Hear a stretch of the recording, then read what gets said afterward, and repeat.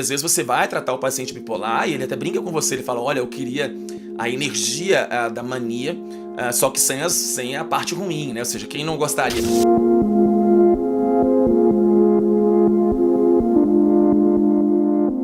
O transtorno bipolar tipo 1, você vai ter que ter o que a gente chama de mania. E aí, esse termo mania, ele não é muito bom em português, porque mania dá uma ideia assim de mania de limpeza, de mania de organização, e não é isso. O termo mania aqui é melhor que você traduza ele como euforia. Então, no transtorno bipolar tipo 1, é aquele paciente clássico, ele tem o que a gente chama de mania, que é uma fase de euforia, de excitação do humor muito intensa. Veja bem, o DSM ele diz uma coisa muito importante pra gente.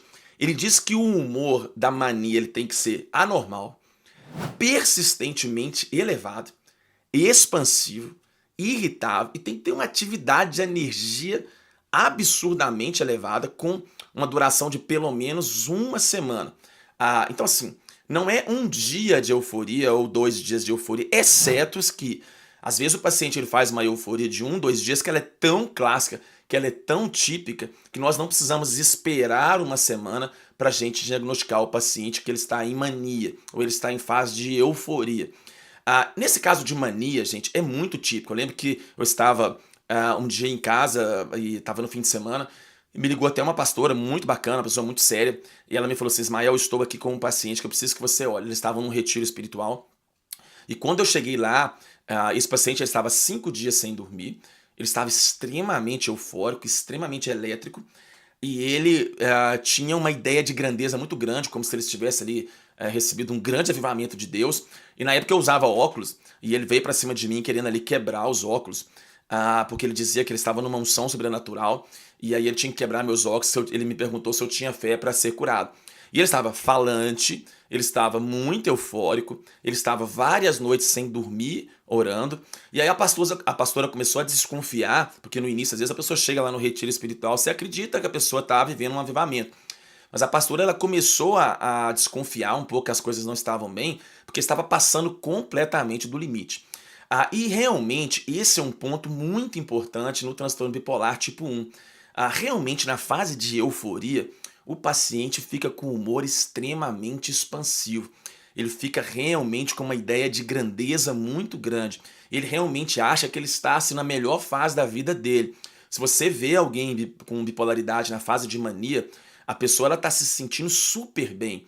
E isso é uma grande encrenca, porque o paciente ele se sente tão bem, ele se sente tão empoderado, ele se sente tão energizado, ele se sente tão cheio ali de convicção das coisas, que ele realmente ele não vai talvez aceitar tratamento. Ou ele até, se ele for, por exemplo, cristão, ele pode ter uma euforia religiosa, o que a gente chama de mania com sintomas religiosos, e ele pode não aceitar que ele há um tratamento, ou ele pode achar o seguinte: olha, vocês estão duvidando das minhas experiências espirituais, vocês não estão aceitando que eu tenho fé, ou vocês não estão entendendo o que está acontecendo comigo. Por quê? Porque esse humor ele pode abrir ali em 2, 3 dias, assim, de uma vez, mas o paciente ele pode começar numa intensidade e ela vai ficando assim muito gradativa.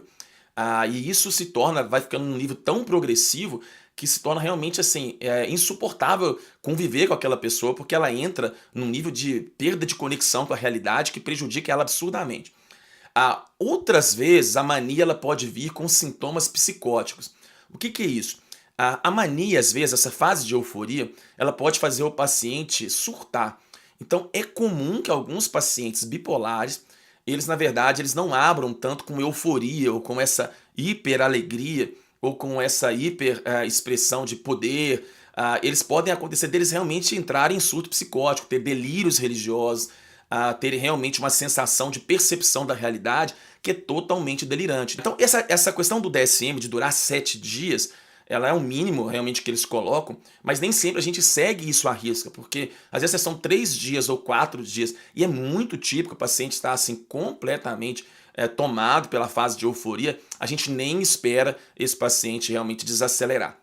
Esse paciente em euforia, em mania clássica, às vezes ele tem que ser tratado internado, até porque ele não aceita tratamento, ou às vezes você tem que realmente fazer com que a família consiga uma maneira até da gente dar medicações injetáveis para esse paciente ele voltar realmente à realidade. Durante esse período, né, que o paciente está ali com um humor muito exaltado, um nível de energia, de atividade, você tem que ter 3 ou mais dos seguintes sintomas, né? Então, assim, 3 ou mais dos seguintes sintomas.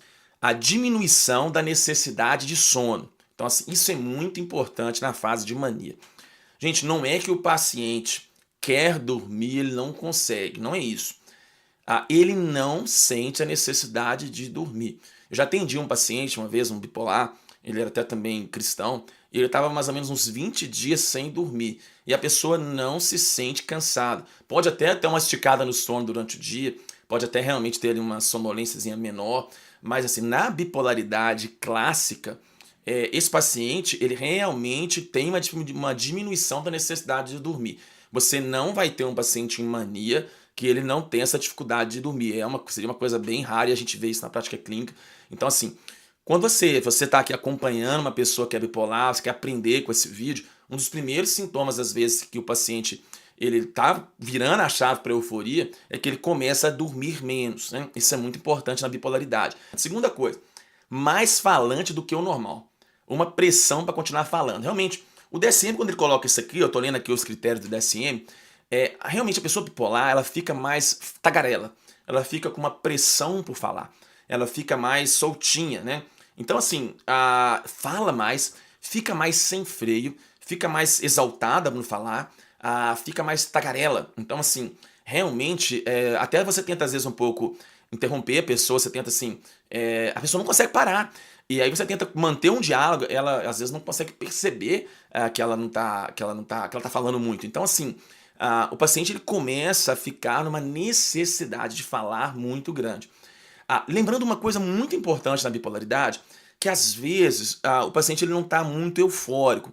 Pode ser que ele comece o episódio de mania mais eufórico, mais alegre, mais energizado, uma coisa mais gostosa assim para ele, mas pode ser que depois esse paciente ele fique irritado, ele fique muito nervoso, ele fica muito agressivo. Então, nem sempre a mania ela vai ser com uma euforia alegre. Ela pode vir ali um pouco mais irritada, ela pode vir um pouco mais nervosa, ela pode vir um pouco mais impulsiva. Então, essa necessidade de falar é um segundo sintoma muito importante. Se você viu alguém em mania, você vai ver isso. Ele não dorme, ele fica mais falante, ele fica mais tagarela, e isso é muito clássico de bipolaridade. Terceira coisa, a fuga de ideias, né? Essas ideias somem da mente, né? Ou uma experiência que o bipolar tem de que os pensamentos eles estão correndo muito rápido. Então, às vezes você, quando está no consultório, você começa a conversar com o paciente, você fala com ele, olha, se você começar a ficar sem dormir, você começar a sentir que os seus pensamentos estão muito acelerados, você tem que tomar um cuidado, porque isso já pode ser o início de uma crise. E é importante até colocar isso, que as ideias começam a fugir, por quê? A mente do bipolar, quando ele está entrando em mania, ela está trabalhando mais rápido do que ele consegue concentrar ou do que ele consegue processar. Então é comum essa fuga de ideias, né? E esses pensamentos acelerados. E é por isso até que na medicina nós não nós sabemos, até vou fazer um vídeo sobre isso aqui, não existe síndrome do pensamento acelerado na medicina. Realmente o Augusto Cury ele é brilhante, ele escreveu livros maravilhosos, mas quando o Augusto Cury fala de síndrome do pensamento acelerado, ele está falando, na verdade, de transtorno de ansiedade. Por quê? Porque na psiquiatria o pensamento acelerado ele não é um transtorno mental, ele é um sintoma.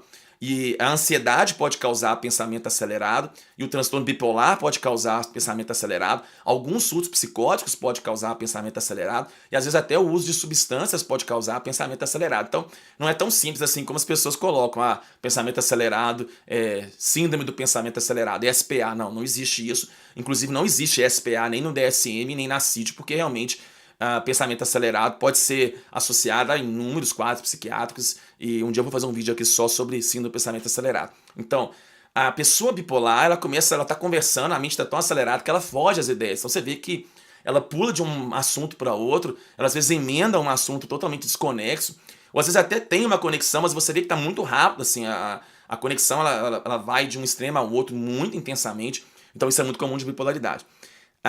Outra coisa, distração, ou seja, a atenção do paciente ele fica muito hipersensível às coisas.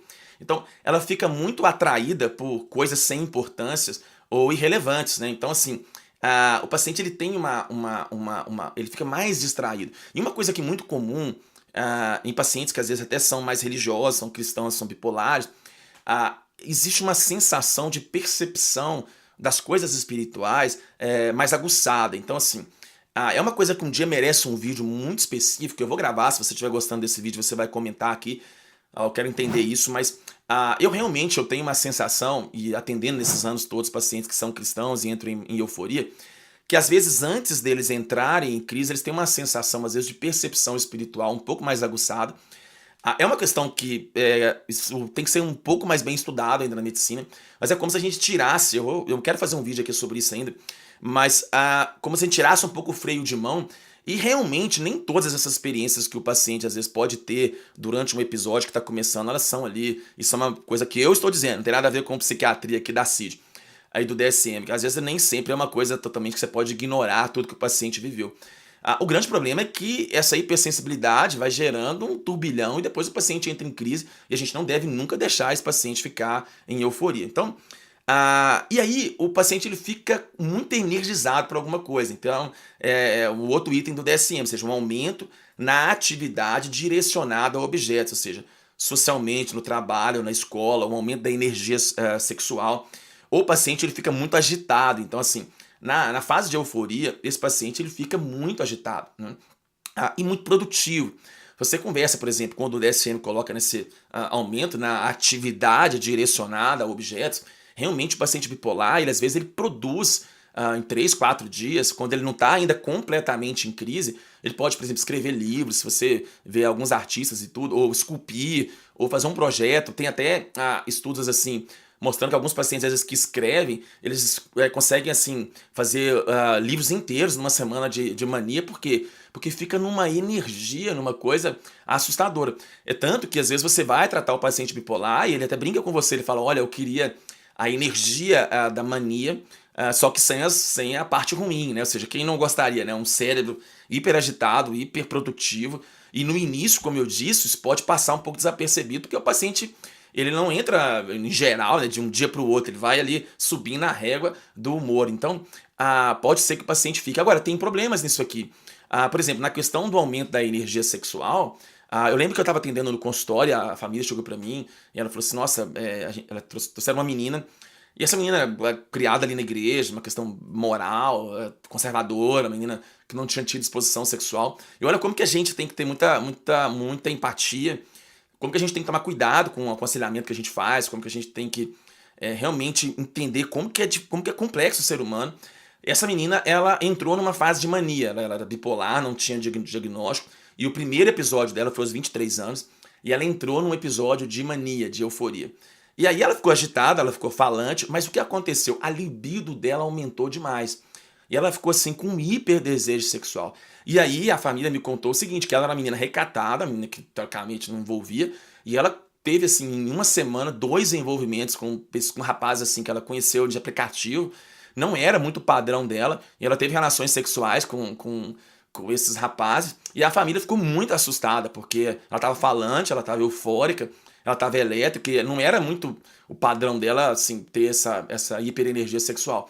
E aí ela chegou no consultório em mania, eu entrei com uma medicação específica, umas 2 semanas depois ela estava bem boa, ela tinha uma crítica parcial do que tinha acontecido, isso é muito comum, o paciente às vezes ele pode lembrar do que ele fez no episódio de mania, mas às vezes ele não consegue ter a memória da repercussão do dano, da magnitude do que ele fez nesse período, principalmente se a mania for uma mania com sintomas psicóticos. E aí, quando ela voltou e ela melhorou, e aí a gente foi conversar, ela foi ver, nossa, ela viu as mensagens lá do Tinder, ela falou, Ismael, como é que pode, né? Eu nunca faria isso, não sou eu. E ela ali ficou, e eu tive que explicar pra ela, olha, você realmente não tem que ficar se culpando, você realmente tem que ter ali um processo até de se perdoar, porque ela tava com muita culpa, porque realmente você nunca tinha feito isso, e realmente ela tava em mania, e a mania gerou um aumento de libido muito grande. Eu lembro de uma outra paciente que ela chegou no consultório junto com o marido, e o marido, ele disse pra mim assim, falou, olha, Ismael, ela tá agitada, ela tá assim, e tem uma coisa que tá me assustando, ela quer transar o dia inteiro, assim, ela não é, a gente se dá bem sexualmente e tudo, mas ela tá anormal, assim, ela tá transando, querendo transar toda hora, tem alguma coisa muito esquisita nessa mulher, o doutor. E aí, assim, eu fui explicar pra eles, ela tinha um episódio ela tava em mania já há alguns dias, tava bem falante, o marido até me falou, nossa, ela tá gastando. E aí entra essa questão, né? Então, assim, o aumento, o excessivo envolvimento, né, a atividades com alto potencial de consequência, por exemplo, comprar demais, ficar realmente, como eu disse, sexualmente, ou até fazer investimento comercial muito pesado.